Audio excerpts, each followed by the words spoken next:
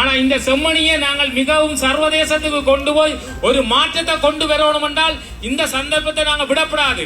நிச்சயமாக இந்த மாதம் 30ஆம் தேதி ஸ்காப்ரோ டவுன் சென்டருக்கு பின்னுக்கு மிக எழுச்சியாக செம்மணி நிகழ்வு நடக்கும். நிச்சயமாக இதுல நாங்கள் எங்களுக்கு களியாட்ட நிகழ்வுகள் எவ்வளவு முக்கியமோ அதே போல இந்த செம்மணி நிகழ்வும் எங்களுக்கு முக்கியம்.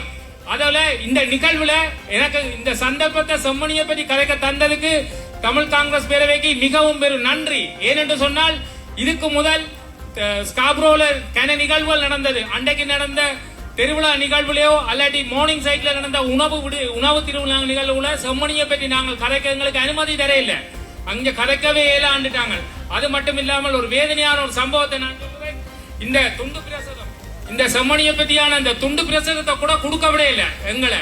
ஏனென்றால் இங்க தமிழீழ தேசிய தலைவரால் ஆரம்பிக்கப்பட்ட நிறைய அமைப்புகள் இந்த துண்டு பிரசத்தை கூட நான் யாரையும் குற்றம் சொல்லவில்லை, உண்மையை சொல்றேன். இந்த துண்டு பிரசத்தை தான் அங்க கொடுக்கவே இல்லை. மே 18ஆம் தேதி தமிழின் அழைப்பினால நான் இந்த செம்மணி துண்டு பிரசத்தை கொடுக்க இந்த துண்டு பிரசத்தை கிழிச்சு எறிஞ்சவர்கள். நான் இந்த யாரையும் பிழை சொல்லல. ஆனா இந்த ஏற்பாட்டாளர்கள் எங்களுக்கு இவ்வளவு மக்களுக்கு முழுக்கும் இதை சொல்றதுக்கான ஒரு சந்தர்ப்பம் தந்ததுக்கு இந்த அமைப்புக்கு நன்றி. நிச்சயமாக நான் திருப்பி சொல்லுகிறேன், இந்த சந்தர்ப்பத்தை தயவு செய்து யாரும் நழுவ விட வேண்டாம். அங்க இருக்கிற ஒவ்வொரு எலும்பு கூடும், நாங்கள் வாயால எலும்பு கூடன்னு சும்மா சொல்லிட்டு போறோம். அங்க இருக்கிற ஒவ்வொருவரும் மனித உயிர்கள்.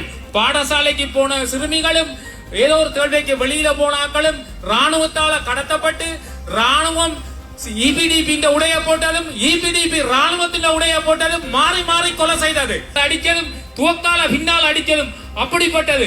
அங்க இருக்கிற ஒவ்வொரு உறவுகளும் உங்களோட உறவா நினைச்சு கொண்டு வாங்கோ. நிச்சயமாக இந்த 30ஆம் தேதி சர்வதேச ரீதியாக இந்த செம்மணி எழுச்சியை கொண்டு போய் ஒரு மாற்றத்தை கொண்டு வர வேண்டும்.